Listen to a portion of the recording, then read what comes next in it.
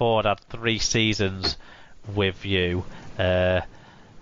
Donlan had less than 2. Yeah. Yeah. Okay, so now we're on to the Farrell or Scully round. So we've got 2 questions in this round. Question 1 is who played the most games, Farrell or Sculthorpe? Farrell. Yeah, Farrell played 370, Sculthorpe 325. Then question 2, who scored the most tries, Farrell or Sculthorpe?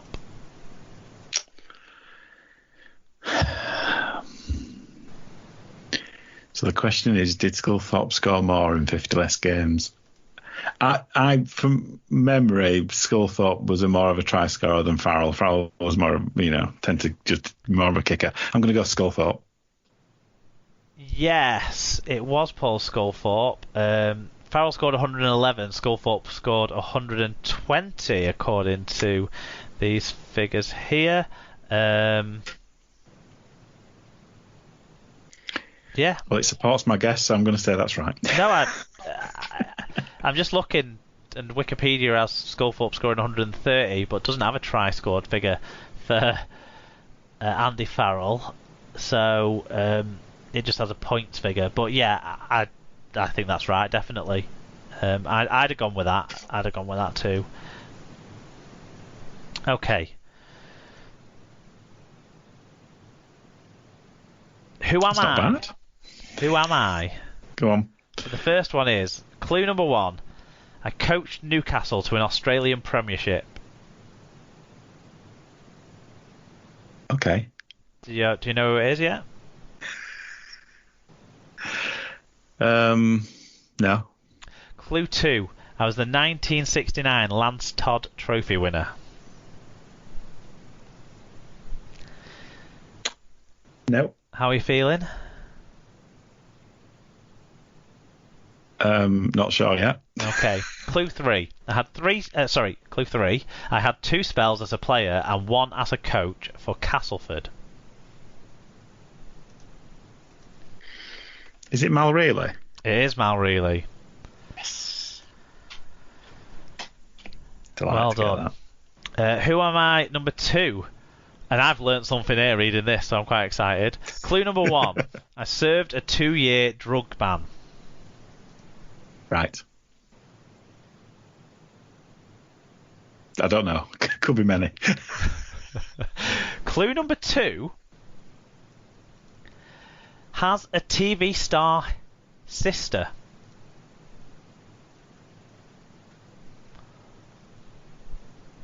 Oh, it's Ryan Hudson. It is Ryan Hudson, yeah. Yes. Who's his sister? I think his sister's is in the soap or was in the soap. Oh, I'm going to have to check this out now. Don't ask me what she's called. I don't know. Ryan Hudson's sister. Lucy Jo Hudson.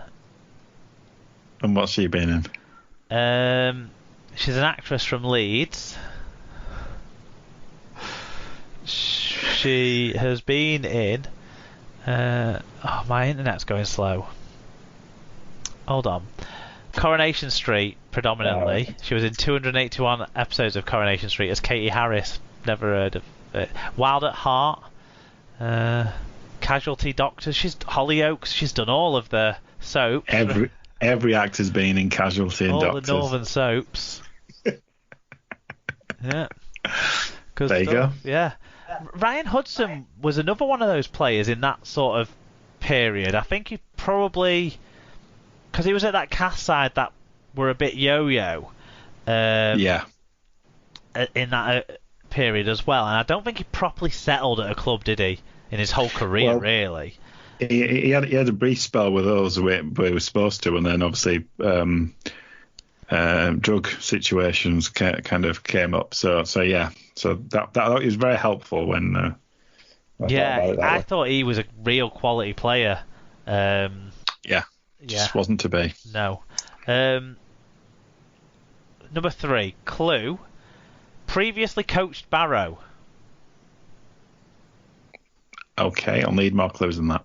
Clue 2, former British transfer record. No, I'll need another one.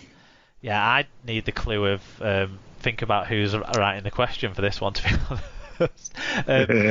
Clue 3, played for Cass, Manly, Hull FC and Wakefield.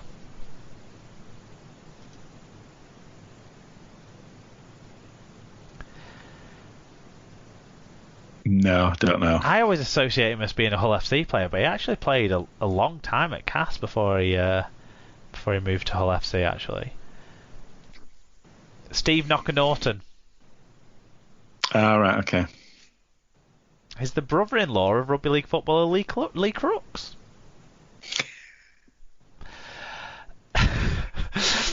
Number 4. Clue 1. Has been connected with Hull FC 3 times. Okay. Clue 2. He was the 2007 Super League Young Player of the Year. Okay. Have you got it yet? Is it Joe Westerman? It is Joe Westerman. His third clue was he has a famous knee. I'd have got it after that one. An infamous knee. He could that when he moved to Toronto, when he was stepping down to move to Toronto, that was a real disappointment because he was really playing well at Warrington at that stage. Really playing. Yes, well. It showed a Brearley type attitude. It made you question his attitude at the time, didn't it? It was really upsetting to do that as well, and he didn't stay long. To be fair, he was back at Hull, injured most of that time back at Hull originally as well, weren't he? But talk about sick notes as well. He had half of a season off there, and he's not played that many. 2 seasons, he only played 50 games for Warrington. It's 70 games 2 seasons. I'm joking. He was a great talent coming through at Cass as well. And a goal kicker, wasn't he, at first? He was a goal kicker at Cass and then never really kept that up in his later stage of his career. I guess at Warrington he played with Braze and Ratchford and people like that. Yeah. Didn't need to. And Brough at Wakefield now, and yeah. Anyway, final one. Out of left field, this one. All right, great.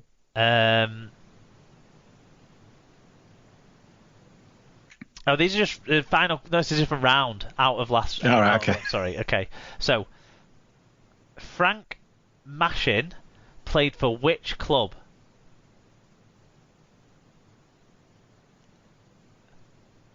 I don't know. Frank Mashin played for. It was. Do you know where this name comes from? No. So it's the lead character in This Sporting Life. Oh, of course. What was the club called? Oh God. It's evil. It's like you've deliberately put this question in to make me look bad if I haven't put listening. it in. No, John has. It's almost like he knew. It was filmed at Trinity, but I've no idea what the club was called. Don't know. City, they were called. Okay. Who played the role?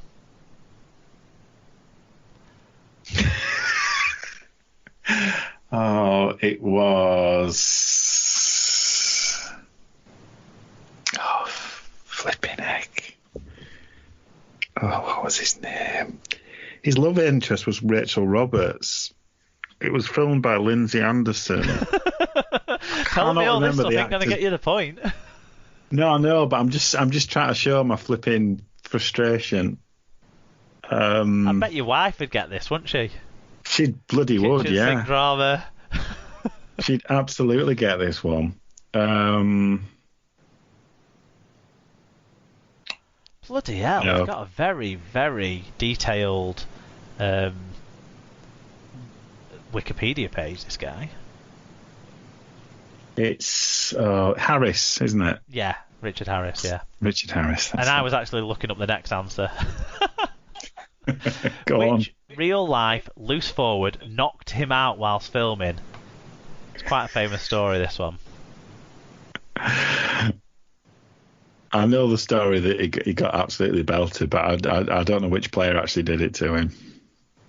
I don't know.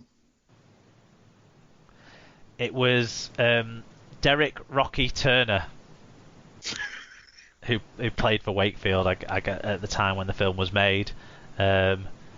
Played quite a lot of games for Great Britain, actually. 24 caps for Great Britain. Wow. Rocky Turner. And I'm fairly sure that he was involved in one of the World Cup winning squads. Let me just have a look.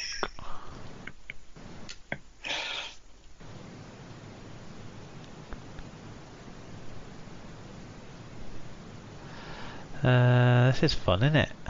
Yeah, Google's getting a good workout today. I'm not sure.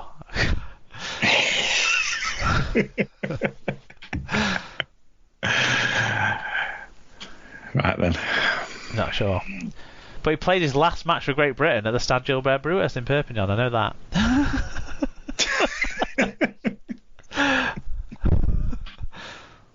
Yeah, the 1960 World Cup, wasn't it? We won the 1960 World Cup. He played in that World Cup. Right. Good.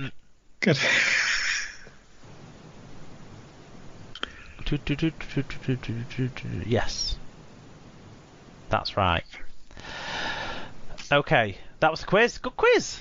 Rounded quiz. Yeah, it was good. Filled in a couple of the gaps. Dave Valentine, Rocky Turner, they were good historical gaps. And I think Ryan Hudson was an interesting gap to fill in as well. Yes, and his sister's acting career. Yeah, thanks, John. Yes, Lucy Jo Hudson. Lucy Jo Hudson, yes. Born in 1983, so Wikipedia says age 36 to 37. It doesn't know for sure. Doesn't know for sure. Oh dear. Citation needed. Yeah. She's close friends with X Factor contestant Carolyn Poole. I have no idea who that is. Right, it's time to finish the show. Yes, let's do that.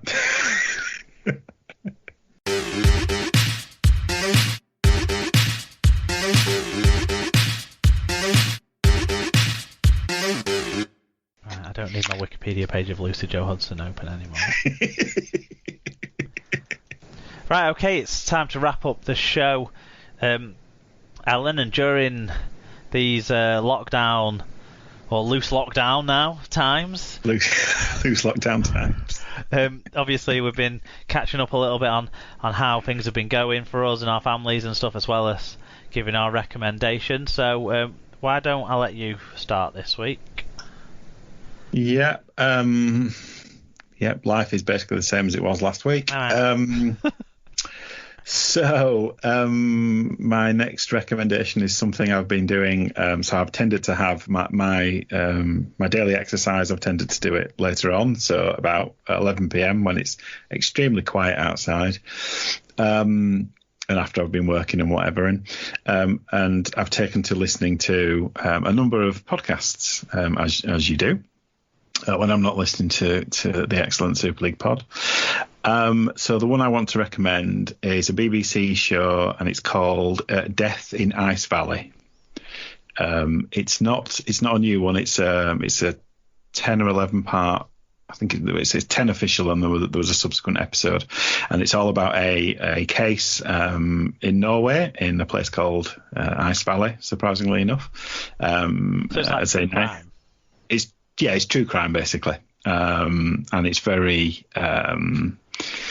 atmospheric and beautifully produced, and it delves into the intricacies of the Cold War and the unsolved nature of the case and things. It's a very nice listen. It's quite atmospheric when you're out and about having your constitutional.